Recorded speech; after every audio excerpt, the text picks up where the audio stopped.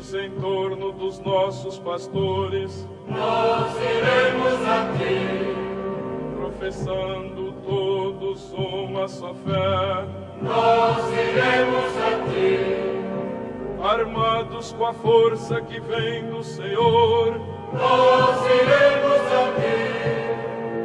Sob o impulso do Espírito Santo, nós iremos a ti. Igreja Santa, Senhor do Senhor.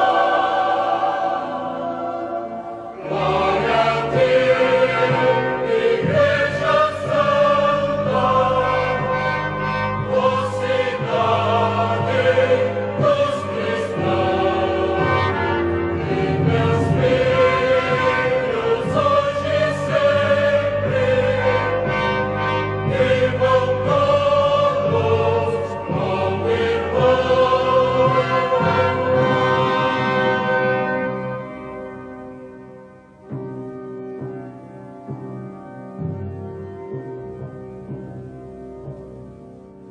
De nossas fazendas e nossas cidades, Nós iremos a ti. de nossas montanhas e nossas baixadas, Nós iremos a ti.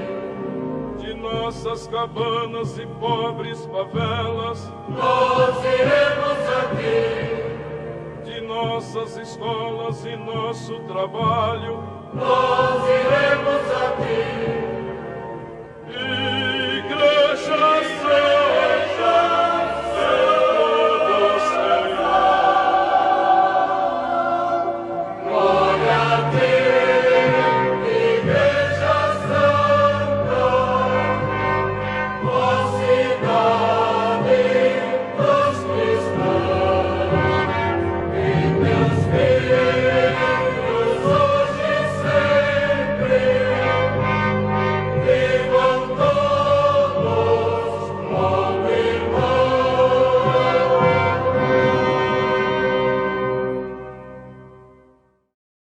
Em nome do Pai, do Filho e do Espírito Santo. Amém. Que as almas dos fiéis defuntos, pela misericórdia de Deus... Descanse em paz. Boa noite, Otávio. Boa noite, Dona Daí, sua bênção. Deus te abençoe. Como está a trabalheira? Ô, Dona, tá Bem puxado, né?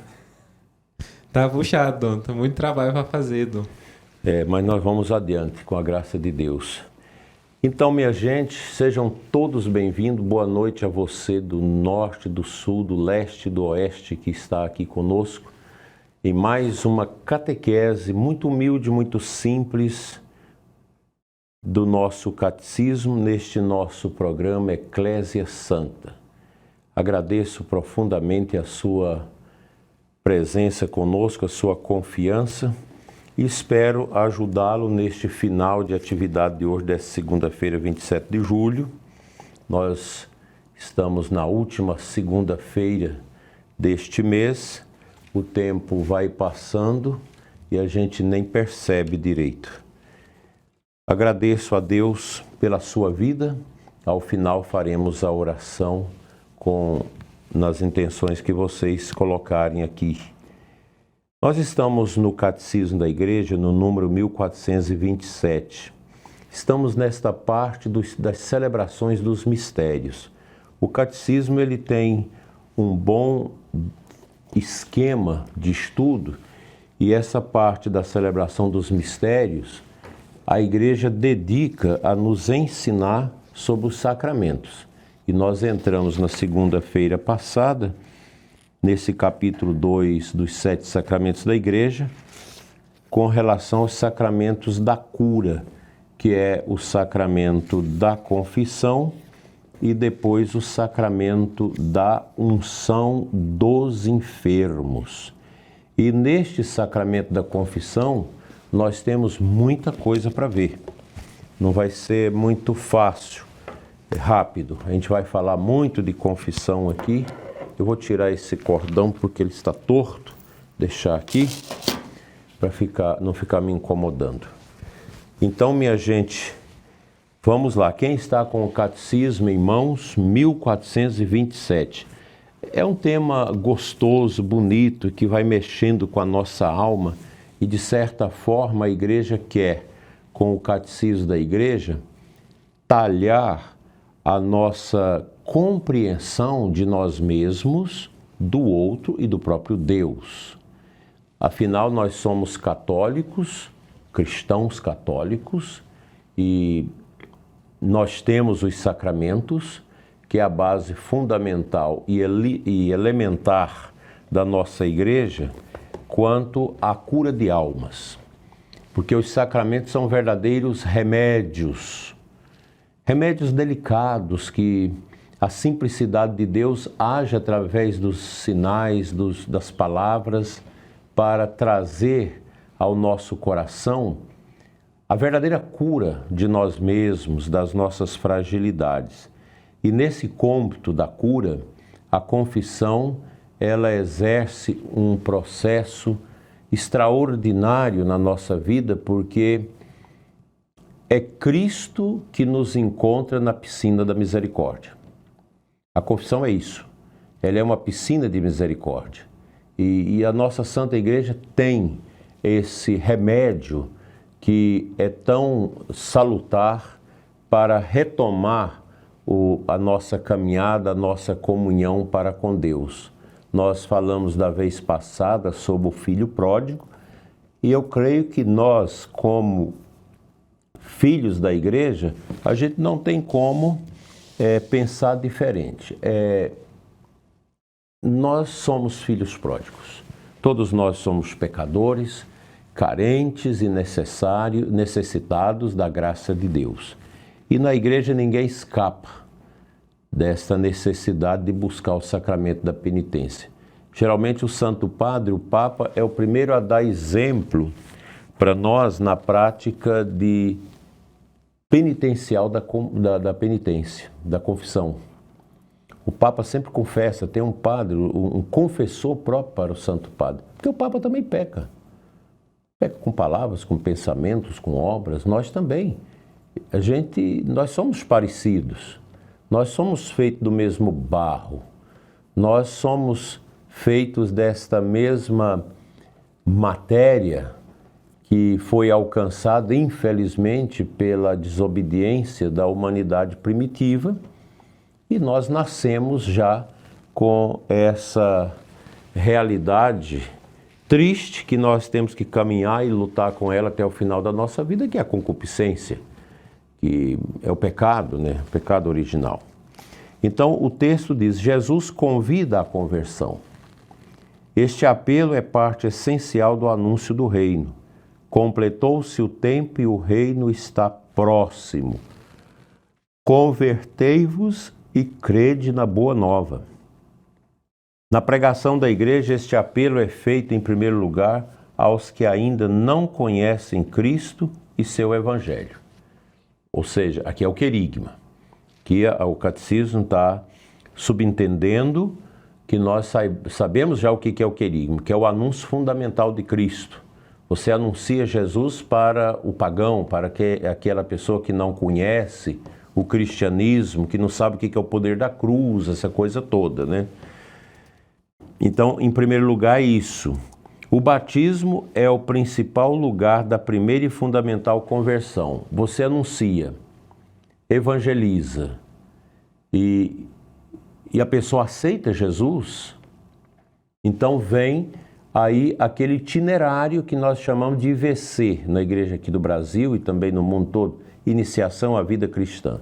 Você anunciou, eu estou aqui falando para vocês disso, de repente tem alguém que é pagão, que não é batizado, que está aqui nos ouvindo, e pode ocorrer que esta pessoa, pela graça de Deus, se encante. Não, eu quero saber o que é isso. Eu me interesso. E se deixa tocar por Jesus e vai pedir, não, eu preciso me configurar a Ele no batismo.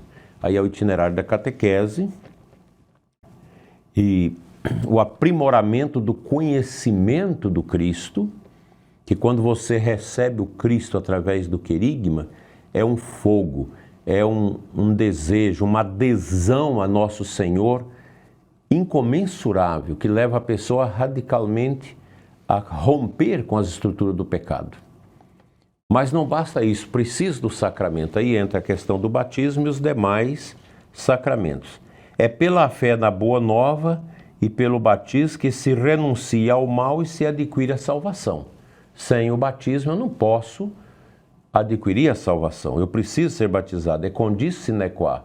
Jesus diz que para se salvar, lá no capítulo 16 de Marcos, o último capítulo do Evangelho de São Marcos, ele fala da necessidade absoluta do batismo para a nossa salvação. Quem crê e for batizado será salvo, quem não crê será condenado. Isto é a remissão de todos os pecados e o dom da vida nova. Quando eu sou batizado, então todos os pecados são lavados, são curados. O apelo de Cristo à conversão continua a ressoar na vida dos cristãos. Esta segunda conversão é uma tarefa ininterrupta para toda a Igreja, que reúne em seu próprio seio os pecadores e que, santa em si mesma e sempre necessitada da purificação, busca sem cessar a penitência e a renovação. Veja a profundidade disso. Anúncio, eu aceito Jesus. Catequese, eu me aprofundo no mistério de Jesus. Sacramentos, a igreja, o batismo. Eu mergulho na comunidade dos eleitos. A igreja, o mistério. A igreja santa, eu pecador, no meio da igreja com meus irmãos. Então a igreja é um carral, como dizia no Antigo Testamento, é um grupo, é o povo escolhido de Deus que se reúne como pecadores para celebrar os grandes louvores divinos. E é lindo isso. Esse esforço de conversão não é apenas uma obra humana, ele é um movimento do coração contrito, atraído e movido pela graça, a responder ao amor misericordioso de Deus que nos amou primeiro. A iniciativa deste amor não é minha, mas é de Deus que já antes da minha existência, antes que eu nascesse, Ele já me amava, Ele já me conhecia, Ele já me amparava no caminho da salvação. Daí que não é possível você viver o processo de conversão, de santidade, fora do mistério da igreja, corpo místico de Cristo, né? Isso é fundamental na nossa vida. Ah, mas Deus, como que Deus ama a todos? O conhecimento de Deus é eterno, é perfeito. Ele está presente, onisciente, a cada momento na vida do mundo. Deus conhece tudo. Deus conhece cada folha de uma árvore, cada coração, cada vida, porque Deus é a suprema inteligência. Você que usa a inteligência artificial e fica impressionado com a capacidade desses algoritmos de reunir respostas às mais variadas perguntas, trazendo elementos profundos da história, reflexão, filosofia, tudo isso, mas a inteligência artificial não é nem 1 milímetro daquilo que é a inteligência de Deus. Deus sabe tudo. Nós estamos falando aqui, Ele conhece a mim, conhece a você, Ele já sabe tudo. Ele conhece tudo. Ele é o Senhor do tempo, no passado, no presente e no futuro. Deus é. Essa é a definição lá do livro do Êxodo. Quando Moisés encontra o fenômeno da sarça ardente, ele pergunta, qual o teu nome? Eu sou que sou. Deus é. E nós só podemos entender que essa realidade que nós conseguimos alcançar com o nosso conhecimento e com os nossos sentidos, até mesmo a macro-realidade do universo, que hoje já é estudada com altas definições de tecnologia, etc, etc. Deus conhece tudo isso. Tudo, tudo. E tudo isso subsiste por causa da sua força. Deus é ao mesmo tempo tão grande, tão pequeno, tão simples, tão complexo. Ele é a força do equilíbrio do mundo. Mas ele não faz nada sem liberdade. Porque Deus sabe que a escravidão é a pior coisa. E um tirano, ele escraviza um povo, ele domina um povo, ele subjuga as liberdades individuais. É o que nós estamos vivendo no Brasil. É a tirania. Mas o que é um tirano? É um boçal, é um ignorante, um ímpio, que não tem nem definição para isso. Quando você olha a história da igreja, o sofrimento que a igreja passou com os tiranos. A gente olha os nossos últimos 20 séculos, por exemplo, o momento atual no mundo, com tantas tiranias, com tanta imposição, castração da liberdade das pessoas. Deus fez tudo livre, a própria natureza é livre. A obra de Deus, ela é tão bonita que ela precisa ser livre. Até os anjos foram criados por Deus em liberdade. Por isso que Lucifer rebelou. E a fonte do pecado está na existência desse mal personificado no demônio. Nós fomos criados livremente. Você pode aceitar ou não Cristo, crer ou não. Você é livre. Você é livre para querer matar os outros, para fazer o que você quiser. Agora, nós vamos entender na Sagrada Escritura, na revelação divina, naquilo que Jesus ensinou e que o apóstolo Paulo muito bem delineou nas suas cartas, que a realidade da liberdade, ela só pode ser livre em Cristo. Por isso a gente reza aquele texto da libertação. Se Jesus te libertar, serás verdadeiramente livre.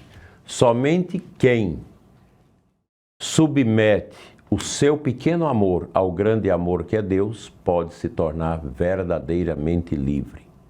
Cristo, Deus feito homem, ele é o modelo de liberdade. Cristo é totalmente livre, tanto que ele aceitou a condição da paixão livremente. Como um cordeiro mudo, já dizia lá o profeta Isaías no Antigo Testamento, ele subiu ao matadouro. É assim. Então, minha gente, estou falando isso, divagando nessas ideias aqui, para a gente compreender a questão da gênese do pecado e a necessidade que nós temos da conversão, mesmo como batizados, e da necessidade do pedido de perdão a Deus, da purificação de nós mesmos. Isto comprova a conversão de São Pedro após a tríplice negação de seu mestre. O olhar de infinita misericórdia de Jesus provoca lágrimas de arrependimento. E depois da ressurreição do Senhor, a afirmação 3 vezes reiterada de seu amor por ele. Pedro, tu me amas? A segunda conversão também possui dimensão comunitária, como aparece no apelo do Senhor a toda a sua igreja. Converte-te, Apocalipse 2:5-16. Santo Ambrósio, referindo-se às duas conversões, diz que na igreja existe a água e as lágrimas, a água do batismo e as lágrimas da penitência. Ou seja, quando eu vou ao batismo, eu me converto, me purifico, mas eu preciso desta segunda conversão permanente, que é uma volta sempre, sempre, sempre ao amor de Deus, que nunca envelhece, que nunca se entorpece, que nunca acaba. O amor de Deus é eterno, gente. Então, o catecismo entra agora, no número 1430, numa dimensão interessante, que é a penitência interior. Agora deixa eu falar para vocês, infelizmente, e eu escutei isso de quem? De um pastor protestante que há uns 10 anos atrás, não sei onde encontrei esse pastor, ele ficou conversando e ele dizia: Dom Adair, o nosso mundo evangélico está sendo corrompido também porque se fala pouco de arrependimento e de conversão e de penitência. Eu disse, mas na nossa igreja também nós temos essa falha, né? Então, uma igreja, para ser viva, ela precisa ser exortada pelos seus pastores a uma vida de arrependimento, de penitência, de conversão, permanentemente. Nós não podemos pensar o contrário. A nossa conversão, ela é um processo permanente. Enquanto nós tivermos consciência e estivermos nesse corpo, vamos precisar marcar passos na estrada da misericórdia. Porque às vezes a gente pensa, eu já sou ministro da comunhão, sou bispo, sou padre, sou religioso, já sou 50 anos casado, eu já estou pronto. Não, nem um bispo está pronto, nem o papa está pronto. Todos nós estamos num processo de crescimento, de amadurecimento. Daí que a vida, apesar de longa, porque você viver 50 anos é muita coisa. Você chegar a 100 anos é algo extraordinário. Um século é muita coisa para ficar dentro da nossa cabeça. Então, apesar da gente viver muito, não significa que a gente esteja pronto. Eu tenho tantos exemplos de pecadores impenitentes da igreja. Gente católica que se dizia profundamente na fé, mas nunca abriu o coração a uma conversão, um perdão profundo, e morre às vezes nessa situação. Assim como já nos profetas, o apelo de Jesus à conversão e à penitência não visa, em primeiro lugar, as obras exteriores, a roupa de saco e as cinzas, aos jejuns e às mortificações, mas visa a conversão do coração, que nós chamamos de penitência interior. Gente, converter dói. Converter não é fácil. É arrancar o carnegão, é arrancar a pereba purulenta que está em nós. A conversão não é algo assim tão doce. A conversão às vezes ela é amarga, porque dói você ter que perdoar, você ter que pedir perdão, você ter que confessar, você fazer penitência, você tomar consciência da miséria que é você mesmo. Sem essa conversão, sem a penitência interior, as obras de penitência continuam estéreis e enganadoras. A conversão interior, ao contrário, ela impulsiona a expressar essa atitude por sinais visíveis, gestos e obras de penitência. Há um jejum exterior. Tem gente agora que faz esse jejum intermitente. Uma pessoa me disse que fez jejum não sei quantos dias só tomando água lá com sais minerais, essa coisa toda. Bom, isso é uma penitência externa, isso não tem nada a ver com o coração. Agora, a penitência que vai refletir no meu interior é aquela penitência que realmente dói. E é por causa de mim mesmo, por causa dos meus pecados.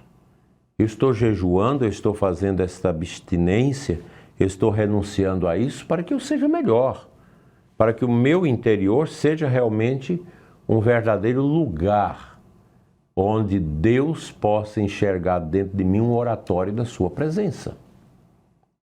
Não tem como ser diferente. A penitência interior é reorientação radical de toda a vida. Retorno mesmo, conversão para Deus de modo de todo o nosso coração. É uma ruptura com o pecado, aversão ao mal, repugnância às más obras que cometemos. Outro dia, conversando com um seminarista meu, e ele dizia de colegas que gosta de músicas apaixonadas, dos sertanejos, viu, Otávio? Daquela que você gosta, né? Você não gosta muito não, né? Otávio está estudando as coisas clássicas e está descobrindo que as coisas que movem o nosso espírito é que são verdadeiras, as que movem a nossa carne a gente precisa desprezar.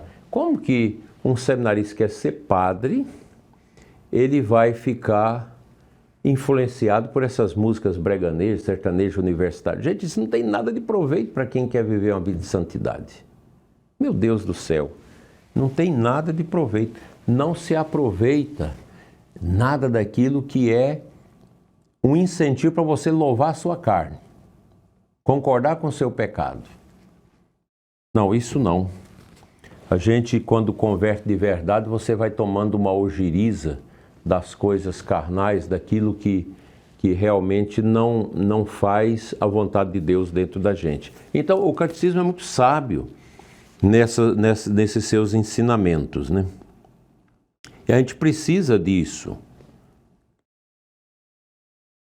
Essa repugnância às más obras que cometemos. Meu Deus, onde eu estava com a cabeça de ter feito isso, né? Ao mesmo tempo, é o desejo e a resolução de mudar de vida com a esperança da misericórdia divina. Ah, eu quero mudar. Então, toma posse da misericórdia divina. É a misericórdia que vai curar seu coração, que vai libertar sua alma, que vai transformar seu coração, sua vida, todo o seu ser. Ao mesmo tempo, é o desejo de continuar podendo contemplar a face misericordiosa de Cristo. Porque no pecado você contempla você mesmo, seus prazeres, suas misérias humanas. Então, você passa a ser o centro. Então, muita bebida, muito pecado, muita luxúria, muita coisa. E isso me agrada, eu já na sexta-feira já fico assanhado porque vou ter um final de semana de balada, de droga, de sexo, disso e daquilo, de muita bebida com meus companheiros. Isso é coisa mundana. Quando você converte, esse troço não entra mais no seu coração. É interessante isso. As pessoas, quando se convertem, elas desejam a veste de Deus. Até no vestir você muda. Você não é mais aquela pessoa que quer que as pessoas contemplem o seu corpo como se fosse um espelho. Não, você esconde esse corpo. Você quer apresentar aquilo que Deus quer que você seja. Porque eu não posso ser uma pessoa orgulhosa de... Eu me converto e começo a ser vaidoso com a minha conversão. Vaidoso a dar um testemunho. Gente, dar testemunho é algo ruim, não é fácil você falar das suas misérias. Mas tem gente que passa a ter glória nisso, para ser ovacionado pelas pessoas, para ser chamado de importante.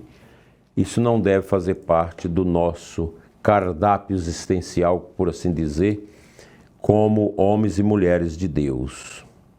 Essa conversão do coração, ela vem acompanhada de dor e tristeza salutares, ou seja, dores e tristezas que são saudáveis. Denominada pelos padres da igreja de anime cruciatus, aflição do espírito. É um arrependimento do coração, que os padres da igreja chamam de compulsius cordis. É uma compulsão do coração. É bonito isso. Esse arrependimento interior. Isso está no Concílio de Trento, na seção 14ª sobre a doutrina do sacramento da penitência. Está lá. O coração do homem apresenta de forma pesada e endurecida. É preciso que Deus dê ao homem um coração novo. A gente percebe quando nós estamos ainda na velhice, quando nós ainda estamos marcados pelo homem velho, o homem das trevas. Quando a gente maltrata os outros, isso eu falo a partir de mim mesmo. Às vezes que você não agrada a Deus com um palavrão, com uma bobagem, qualquer coisa que você fala, você logo percebe, poxa vida, meu coração ainda é duro. Ainda não recebi um coração novo, como diz o profeta Ezequiel, lá no capítulo 36, quando Deus fala, dar-vos-ei um coração novo. Então a conversão é, antes de tudo, obra da graça de Deus que reduz nossos corações a Ele. Porque essa conversão do coração faz-nos voltar a Ti, Senhor, e voltaremos. Como lá no canto de Lamentações, no capítulo 5, 21. Deus nos dá a força de começar de novo. Ao descobrir a grandeza do amor de Deus, nosso coração experimenta o horror e o peso do pecado e começa a ter medo de ofender a Deus pelo mesmo pecado e de se separar dele. O coração humano converte-se olhando para aquele que foi transpassado por nossos pecados. E aqui vem, Otávio, aquela pergunta. Eu quero dizer para vocês que o nosso programa hoje está sendo gravado, mas fica aqui conosco, mesmo sem ter que responder as perguntas duras de vocês. Na próxima segunda-feira já vai responder. É muito interessante pensar, será que os nossos políticos católicos vivem isso aqui? Alguns vivem, mas muitos não. Por exemplo, esse tal de centrão fisiológico do Brasil, é uma vergonha isso. É um povo que fica esperando aonde eu vou ter benefício. Nunca pensa no povo. Por isso esses candidatos do centrão, você já pode perceber que eles não é muito pensar no povo, não. Pensa no povo para tirar o voto. São pessoas com coração pesado, um coração sem conversão. A gente precisava tanto de pessoas convertidas na política, no executivo, no judiciário, na Câmara, no parlamento, como a gente precisava. Eu não vejo que é fácil. A gente sabe que o Brasil não será transformado pela política, viu? Quem pensa nisso está errado, é preciso refazer os conceitos. A nossa pátria só pode mudar pela conversão dos corações. E se vocês quiserem ler um documento maravilhoso sobre isso, de João Paulo II, santo, Reconciliatio et Penitência, uma exortação pós-apostólica, pós-sinodal melhor, lá dos anos 80. Eu estou aqui com esse documento na cabeça até hoje, que eu o li há mais de 40 anos atrás. Lá pelos 43 anos atrás eu li esse documento de São João Paulo II, 42, 43 anos atrás. E nunca me esqueci daquelas pontuações que o Papa faz, muito profundas. Não se muda o contexto social sem mudar o coração das pessoas. Não se muda. Mas não muda mesmo. Então nós temos, já melhorou um pouco, nós já temos muitos parlamentares, muitas pessoas realmente que têm temor a Deus e que está dentro da política, mas que são pessoas que vivem a santidade e vivem lutando para evangelizar aquele ambiente. É um ambiente pesado. 2 anos atrás eu fui celebrar a missa no parlamento, depois fui dar uma volta lá no meio daquilo ali, é pesado. Energia ruim, viu, Otávio? Porque as comissões, muita briga, muita confusão. Meu Deus do céu. Então o que a gente precisa é isso. Como que a gente vai mudar a nossa paróquia, a nossa diocese, o nosso país? É preocupante. Eu preciso mudar. Mas os outros não mudam, então não vou. Não, mas muda você. Muda a sua família. Outros vão mudando. Nós somos pouquinhos. As pessoas que estão nesse caminho realmente de procura da santidade é pouco, mas nós não podemos animar. O pouco com Deus é muito, e o muito sem Deus é nada, é pouco. Porque toda essa corrupção que está no Brasil, toda essa mentiraiada aí, todo esse comunismo que quer entrar, a gente nem sabe se vai entrar ou não vai, a gente está rezando, e precisa rezar muito. Isso agrada o quê? Ao demônio. O diabo, existe uma legião de demônios dentro desse mundo político brasileiro que é assustador. A gente vê os movimentos, a gente vê como que o demônio vai governando as mentes, os acordos, os conchavos, toma lá da cá, né? Centrão, que fica olhando. Se a coisa vai para cá, eu estou junto. Se vai para cá, eu estou aqui. Garantindo cargos, garantindo benesses, mas nunca garantindo a bênção do povo. O que essa gente faz pelos presos do 8 de janeiro? Esses pobres escravizados que estão aí. Não faz nada. Mas não faz nada. O que se levanta contra a lei da censura? Nada. Eles ficam só olhando aonde eu posso tirar proveito. Isso eu chamaria de um excremento do mal. Fixemos, como dizia São Clemente de Roma, nossos olhos no sangue de Cristo, a fim de compreender como ele é precioso a seu Pai, porque derramado para a nossa salvação, dispensou ao mundo inteiro a graça do arrependimento. Os tiranos precisam arrepender-se, os corruptos. Foi ontem mesmo uma pessoa, deixa eu lembrar quem é, uma pessoa de Goiânia. Uma pessoa muito dada à igreja, uma mãe muito abençoada. Ela dizia, mas como fica a alma desse povo? Eu falei, pois é, tarefa nossa rezar pela conversão dessa gente. Como ficam essas almas? Serão trucidadas no juízo final. No juízo final, os bilhões que são pegos nas malas, nas cuecas, nos paraísos fiscais, esses bilhões aí não valem nada. O mundo todo não valerá nada diante do julgamento final das nações. Uma pessoa que não tem remorso, que não tem espírito de conversão, não serve para lidar com dinheiro público, porque vai roubar. Não serve para lidar com o dinheiro das empresas, porque vai roubar. Quantos empresários que eu conheço que têm gerentes corruptos, eles não sabem como fazer. A pessoa já ganha um bom salário, mas tem que roubar.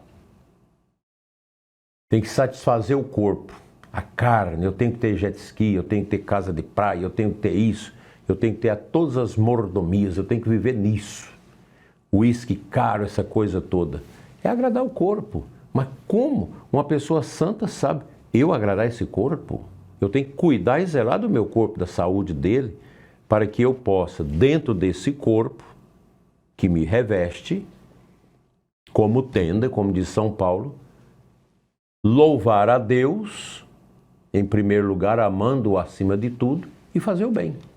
O que nós vamos levar daqui, minha gente? Mas pensa nisso, meu irmão. O que nós vamos levar desse mundo? Não tem algo maior do que você participar das coisas de Deus, participar de um movimento de caridade, de ajuda aos pobres, de estender a mão quem está sofrendo, de fazer uma caridade. Isso é grandioso. Participar de uma missa em que você entra na missa e mergulha no mistério e abstém-se de tudo ao seu redor, você passa a integrar o seu ser no mistério que você está celebrando. A missa parece que foi 3 minutos. Isso é sinal de conversão. É o que nós precisamos. Depois da Páscoa, é o Espírito Santo que persuade o mundo sobre o pecado. Isto é, quanto ao fato de o mundo não ter acreditado naquele que o Pai enviou. No entanto, este mesmo Espírito que desvela o pecado é o Consolador, gente. A gente tem esse atributo dado ao Espírito Santo como Espírito Consolador. Eu acho muito bonito. Que dá ao coração do homem a graça do arrependimento. Veja a grandeza disso aqui. Quando eu sinto arrependido dos meus pecados, quem está agindo em mim? O Espírito Santo. E o pecado foi obra dele? Não, foi obra do espírito sujo, da tentação, dos afagos à minha carne, ao meu pecado, aos meus sentidos. E a gente pode ver que grande parte da sociedade hoje vive uma ditadura dos sentidos. Eu tenho que me agradar. Eu tenho que agradar o meu corpo. O meu corpo é o bem primordial da minha vida. Zele do seu corpo, mas tenha seu corpo como aquilo que Blaise Pascal falava e que eu já disse aqui. O ser humano, dizia ele, tem dentro de si a besta e o anjo. A besta é o corpo, é a matéria, é os desejos, é a compulsão, é essa necessidade de comida sofisticada, de agradar o paladar, de agradar o estômago, de agradar a mente, os ouvidos com as músicas imorais, os olhos com as coisas imorais. Isso é tratar da besta.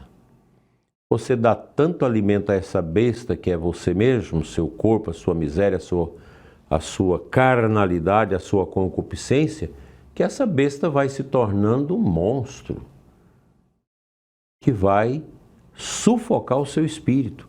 Mas quando eu agrado o meu espírito, quando eu sirvo ao meu Deus com as coisas santas, então espiritualmente eu vou me crescendo, a minha conversão interior, ela se torna grande, e aí sim, esse é o caminho da preparação da alma para a volta a Deus. A gente encontra essas pessoas bem idosas, já bem definhadas, que foram pessoas de grande poder. Mas tudo resume nisso. Então a felicidade nossa, a nossa eudemonia, não está nas coisas da carne. Por isso que o Brasil hoje é uma pobreza cultural descomunal. É até vergonhoso o nosso país. Nós não temos cultura. Anteontem eu cheguei lá de Uruaçu, da Festa Santana, 1h30 da manhã. Quando preparei para deitar, o sujeito me abre um som automotivo aqui junto da igreja, que balançava os vitrôs. Essa pessoa é mundana, ela não tem um pingo de amor. É uma pessoa que precisa de Deus. É uma pessoa que não tem o senso da felicidade. A felicidade dele é o que é? Ouvir essas músicas que incitam o uso de droga, prostituição. E São Paulo vai dizer, o Deus deles é o estômago. Uma pessoa indelicada, né? Eu pensei, eu posso ir lá falar? Não posso. Que eu chego lá, ele vai me esculhambar, ele vai até querer me matar. Então você liga para a polícia. Aí quando chega a polícia, porque eu esqueci aqui, que as desculpas esfarrapadas. Todo malandro sabe mentir e dar desculpa. É como os nossos políticos. Mentem mais do que tudo. Tem gente aí que está nas grimpas do poder que eu não sei se eles acreditam neles mesmos. Que mente tanto, a arte da mentira. Mente descaradamente. Agora, mentem na justiça, inventa leis, inventa tantas coisas para prender os outros, jogar as pessoas na prisão, condenar as pessoas sem o devido processo legal, tudo isso. Mentem. Quero ver mentir na hora da balança divina. A justiça divina não é cega. A justiça divina é a clarividência. Essa justiça humana, já tem aquela estátua feia lá na frente do Tribunal, do Supremo Tribunal Federal, que é a estátua da justiça com os olhos vedados, que deveria julgar sem olhar a quem. Que nada, aqui no Brasil não se tem isso, infelizmente. Os juízes católicos bons, eles falam da dificuldade que é, viu, Otávio? Essa prática da justiça nos nossos dias. É muita coisa estranha. A gente fica triste com isso. E aqui, triste, mas nós temos que ser animados para, a partir de nós mesmos, evangelizar, ensinar nossas crianças. A gente vai plantar essa semente da cultura, da arte, da música clássica, da música gregoriana, da tradição da igreja no coração das nossas crianças, que é uma beleza. Otávio, me conta essa experiência que você teve com uma criança aí na roça, como é que foi? Dom, esses dias eu fui ali na padaria, né? E aí lá estavam os parentes da minha namorada, da Emily. E aí a prima dela, que é de uma comunidade rural ali de Palmital, né? Conversando ali com ela, ela me disse que tinha aprendido, né, a recitar ali a oração de Nossa Senhora e de São Bento em latim. E aí eu fiquei impressionado, né? A criança ali que vem ali de um local ali que tem até dificuldade com informação, com internet, né? Tem interesse em buscar esses conhecimentos, né? É a tradição da igreja. A tradição. A tradição é algo tão profundo. Nós temos que ser amorosos com a tradição, mas não tradicionalista, porque se eu pegar a tradição e petrificá-la para ela atender ao zelo amargo da minha vida, não adianta. A tradição é para ajudar a salvação das almas. É bonito isso. O canto. Outro dia eu fui ouvindo umas músicas, uns cantos clássicos de Nossa Senhora. É impressionante. Hoje a gente tem acesso a essas músicas, né? Que coisa bonita. É a música, é a cultura. Hoje a mediocridade vai tomando conta de tudo. Porque o pai não sabe nada, não sabe o que é isso, não busca, aí fica só no breganejo, no sertanejo universitário, nessas músicas caóticas, música de som automotivo, cachaça, droga. A que ponto nós chegamos? Que Deus tenha misericórdia de nós e que essas realidades negativas possam animar a mim e a você a continuarmos buscando a nossa conversão interior e anunciando essa maravilha de ter Jesus no coração àqueles que ainda não a têm. O mundo sempre foi doente e nós precisamos, nós que estamos tentando sair das enfermidades espirituais, tentar ajudar os que estão às vezes piores do que nós nessa situação. Bem, minha gente, chegamos ao final do nosso conteúdo e agora nós vamos à oração das completas. É hora da gente rezar e eu quero rezar esta oração nas intenções que vocês colocaram aqui e pedir a todos que deixem o seu like, compartilhe o nosso conteúdo aí no canal do YouTube, averigue se você está ainda inscrito no nosso canal e eu agradeço a todos vocês que ajudam a compartilhar os nossos conteúdos, que são pobres, são bem simples. Aqui não tem nada de muita ciência teológica, de muita elucubração profunda, é a coisa simples, é o pão, queijo do nosso dia, a partir do nosso catecismo da igreja. Coisas simples, práticas para a nossa vida, porque nós somos chamados a sermos construtores da paz, construtores de nós mesmos para Deus. Amém. Vinde, ó Deus, em meu auxílio. Socorrei sem demora. Glória ao Pai, ao Filho e ao Espírito Santo. Como era no princípio, agora e sempre. Amém. Aleluia. Vamos fazer o nosso exame de consciência, pedindo a Deus o perdão dos pecados, para que nós possamos viver esse momento bonito de oração, que Jesus fomente em nós o arrependimento e a conversão permanentes. Senhor, tende piedade de nós. Senhor, tende piedade de nós. Cristo, tende piedade de nós. Cristo, tende piedade de nós. Senhor, tende piedade de nós. Senhor, tende piedade de nós. Deus Todo-Poderoso, tenha compaixão de nós, perdoe nossos pecados e nos conduz à vida eterna. Amém. Amém. Otávio, qual é o hino? Primeiro. Ó Cristo. Isso. Então, juntos nós vamos rezar esse momento bonito da nossa liturgia das horas, já ofertando tudo isso aos nossos doentes pela cura deles, pela libertação de todos. Vamos lá, completas. Ó Cristo, dia e esplendor, na treva o oculto aclarais. Sois luz de luz, nós o cremos.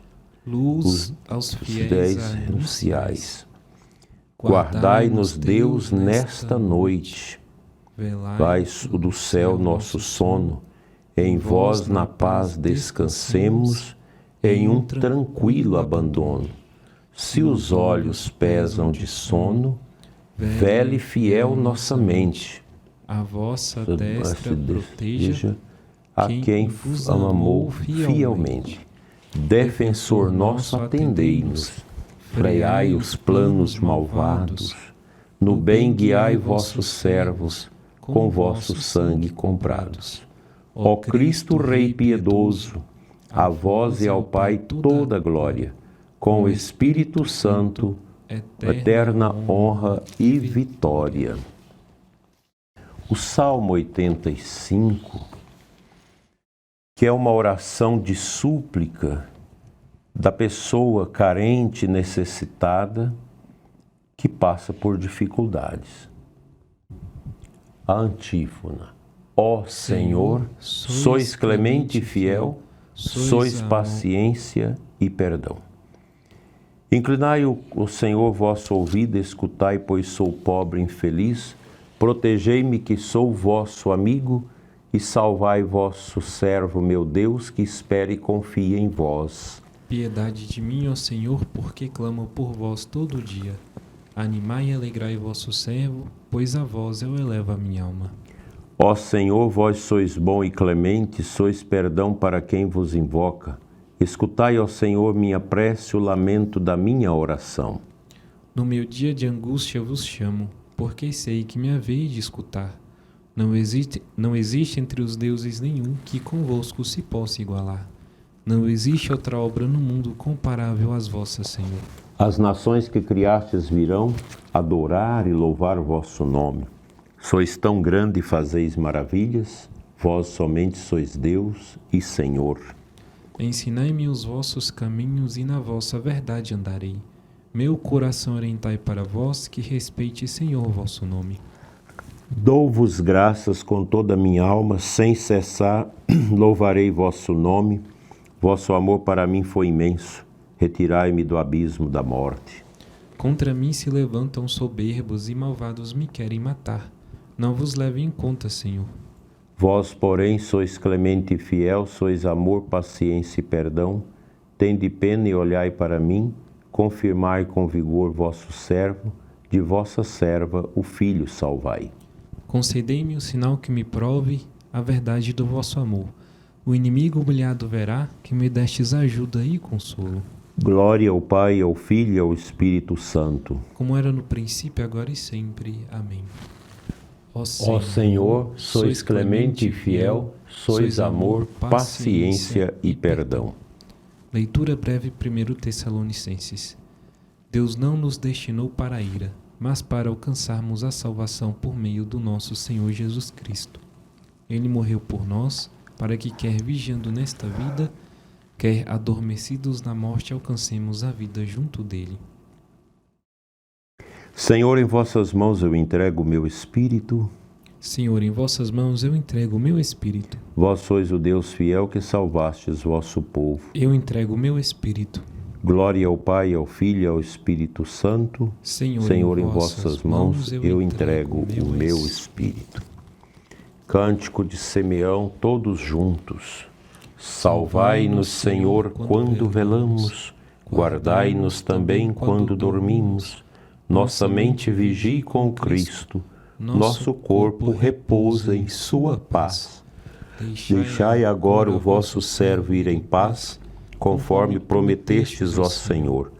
Pois meus olhos viram vossa salvação, que preparastes ante a face das nações.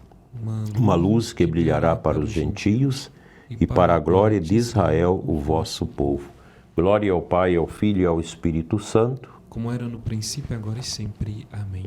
Salvai-nos, Senhor, quando velamos, guardai-nos também quando dormimos. Nossa mente vigie com Cristo, nosso corpo repousa em sua paz. Oremos. Concedei, Senhor, aos nossos corpos um sono restaurador e fazei germinar para a messe eterna as sementes do reino que hoje lançamos com nosso trabalho. Por Cristo, nosso Senhor. Amém. Amém.